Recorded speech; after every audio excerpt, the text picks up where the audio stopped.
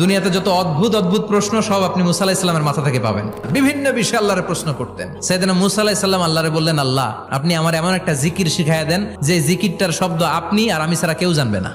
দিনে রাতে সব সময় এই জিকির আমি করব, আপনারে ডাকবো, কিন্তু শর্ত হলো এই জিকিরটা জানবে শুধু আপনি আর জানবো শুধু আমি। আল্লাহ বললেন, মুসা পড়ো লা ইলাহা ইল্লাল্লাহ। মুসা আলাইহিস সালাম কয়, মাবুদ এটা তো জাতীয় জিকির, সবাই জানে। আমি তো চাইছি এক্সেলেন্ট একটা জিকির, কারো কাছে নাই, শুধু আমি জানবো আর আমি পড়বো।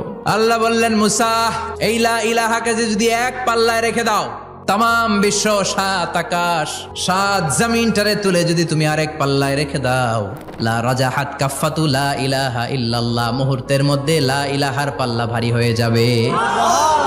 ও মুসা, তুমি যতই এক্সক্লুসিভ জিকির চাও, লা ইলাহার চেয়ে দামি জিকির আমার কাছে নাই।